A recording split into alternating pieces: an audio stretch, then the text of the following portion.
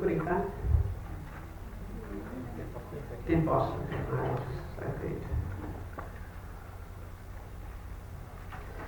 Okay, Bismillah ar-Rahman ar-Rahim. Wassalatu wassalamu ala ashraf al-mursaleen, Sayyidina wa Nabiyyina Muhammad wa ala alihi wa ashabihi ajma'in. We find ourselves in the month of Rabbi Awwal. Rabbi Awwal is the month of our beloved Prophet Mohammed sallallahu alayhi wa sallam. We all know that he was born in this month. And there's another big event that happened in this month. What is that? In relation to Rasulullah. Sorry? Rasulullah passed on in this month as well. Rasulullah was born on the 12th of Rabiul Awwal, and Rasulullah passed on the 12th of Rabiul Awwal. And as we know, فَحَسِبْتُمْ أَنَّمَا خَلَقْنَاكُمْ عَبَثًا وَأَنَّكُمْ إِلَيْنَا لَا تُرْجَعُونَ. When Allah subhanahu wa ta'ala speaks, Allah says, He does not do anything in vain. Absolutely nothing that Allah subhanahu wa ta'ala does in vain. The fact that Rasulullah was born in this month on a particular day and passed on in this month shows us some importance to this month.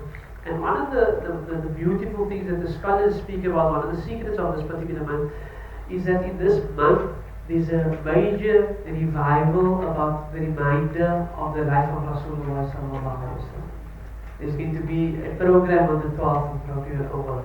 People are having what is known as the Mawlid, where they go around sending salawat to Rasulullah and discussing the life of Rasulullah sallallahu alaihi wasallam. So there's a major revival about who the best of Allah subhanahu wa ta'ala's creation is. Sometimes for months on end we are neglectful on the reality of who Rasulullah is. We don't speak about him.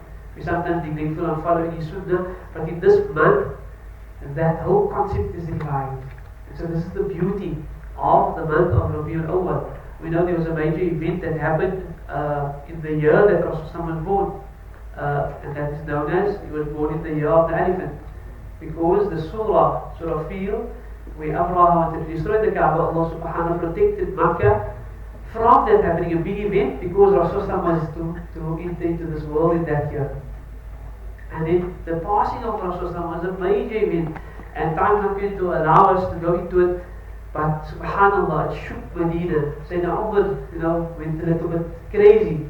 Sayyidina Abu Bakr was there to calm him down in these beautiful words that he said. So my message today, inshallah, is that in this month of Rabiul Awwal, if we've been neglectful on reminding ourselves of Rasulullah, if we've been neglectful about learning about who Rasulullah is, if we've been neglectful on following his sunnah, then at least allow us to use this month that Allah subhanahu wa ta'ala chose to allow him to be born and pass on in this month, that we draw closer to him. There's something beautiful that I've seen is that you get those who really love Rasulullah, and you can only truly gain closeness to Rasulullah when you are close to these people. It's called Ashik al-Rasul. They have an intense love for Rasulullah, and when you listen to them speak, you fall in love with Rasulullah. And for this month, there's going to be programs, the Mahabba Foundation, they're going to different homes every single day, where they're just sending salawat on Rasulullah and talking about him. I was by a program yesterday, mashallah, I was just inspired to reconnect my life to Rasulullah, the greatest of Allah's creation. So what I have with me, and I'll try to go through it very quickly, inshallah. We can never do justice to explaining who Rasulullah was. It will take a lifetime to do that.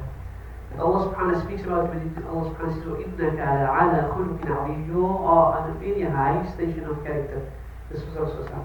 When Aisha radiallahu anha was asked about the character of Rasulullah, she said, كَانَ خُلُقُهُ الْقُرْآنِ. His character was the Quran. He was the Holy Quran.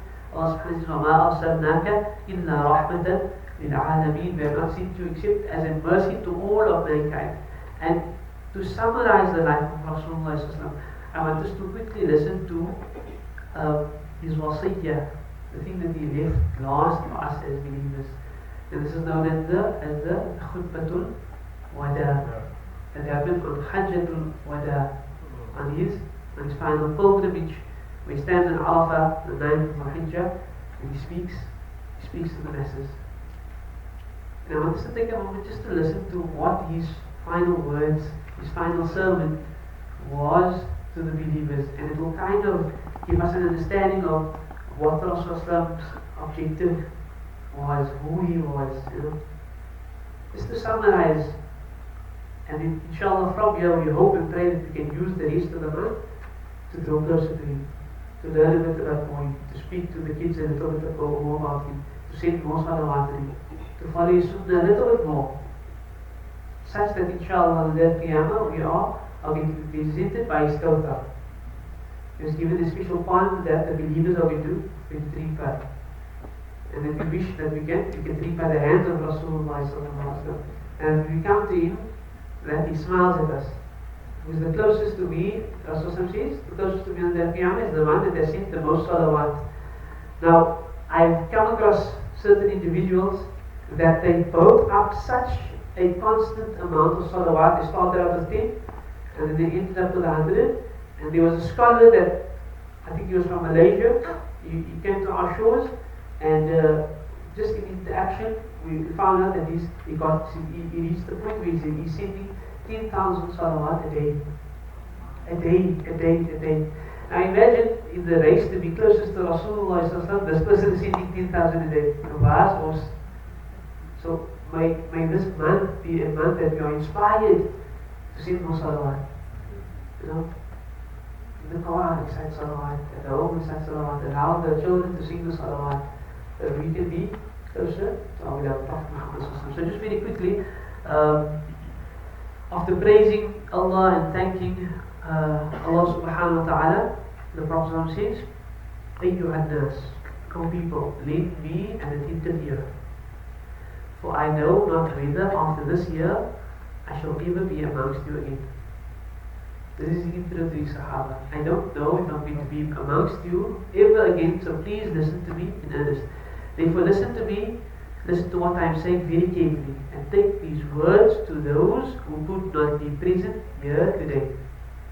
The fact that we are able to listen to this means that the Sahaba did their duty. More than 1,400 years ago this message was given. And today we are able to convey the same message because they did their duty. This is the Sahaba radiallahu anhu. Ayyuhan nas, O people, just as you regard this month, this day, this city as sacred, which was the month of Dhul-Hijjah, and the day was Arafah, so regard the life and property of every Muslim as sacred. Regard the life and property of every Muslim as sacred. Return the goods entrusted to you to their rightful owners. Hurt no one, so that no one may hurt you. Remember that you will indeed meet your Lord, and that you will indeed reckon your deeds. Allah has forbidden you to take interest, riba. Therefore all interest obligations shall henceforth be waived. Your capital is yours to keep. You will neither inflict nor suffer any injustice. Allah has judged that there shall be no interest, no riba, and that all interest due to Abbas ibn Abdul Muttalib, the Prophet's uncle, will be waived. Ayyuhan nas, O people, indeed Satan, indeed Shaitan, despairs of him being worshipped in this land of yours. You will be pleased, however, if he is obeyed in a thing other than that. So he has despaired, he's not worried that people need to worship anymore, but he will be pleased if he is obeyed in other than that, the smaller things. Ayyuhan nas, O people, it is true that we have certain rights with regard to human, but they also have rights over you. Remember that you have taken them as your wives only under Allah's trust and with His permission. If they abide by your right, then to them belongs the right to be fed and clothed in kindness. Do treat your women well and be kind to them, for they are your partners and committed helpers.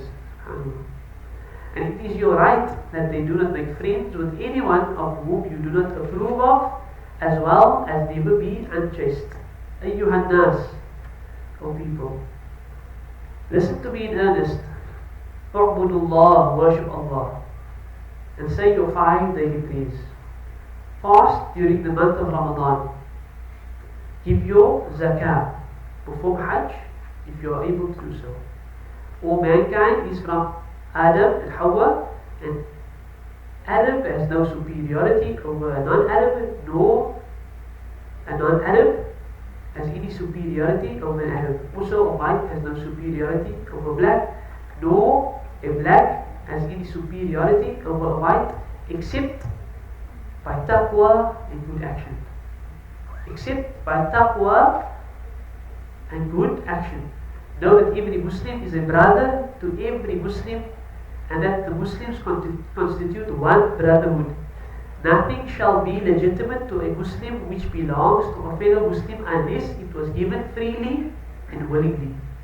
Do not, therefore, do injustice to yourselves. Remember, one day you will meet Allah and answer for your deeds. So beware, do not stray from the path of righteousness after I have gone. Ayyuhan nas, O people, no prophet or apostle will come after me, and no new faith will be born. Therefore understand well, and understand my words which I convey to you. I leave behind me two things, and if you follow these, you will never go astray: the Quran and my Sunnah. All those who listen to me shall pass on my words to others, and to those others again. And then Rasul concludes with the dua. And this dua was, and I read it was a little bit created a little bit of emotion, because Rasul had hope in me and you. He said, and may the last ones to understand my words be better, or understand it better, than those who listen to me directly. May the last ones to hear my words understand it better than those who have heard it directly. So the hope of Rasulullah was that the Sahaba heard it directly and they lived a particular lifestyle. But those that come after and hear these words, may they understand even better than the Sahaba radiallahu anhu. And this was the dua of Rasulullah, and he ends, Ala hal balagtu, he says to his Sahaba, have I conveyed the message? He says, Allahumma fashhad, O Allah, bear testimony that I have conveyed the message. Qalu na'am, they said, yes, Ya Rasulullah, you have conveyed the message. Qala falyuballigh ash-shahid al-ghalib, and he says again, so those who are present should pass it on to those who are not present. So this was the life of Rasulullah. You see, in another occasion, I wish to meet my brothers. This was general. I wish to meet.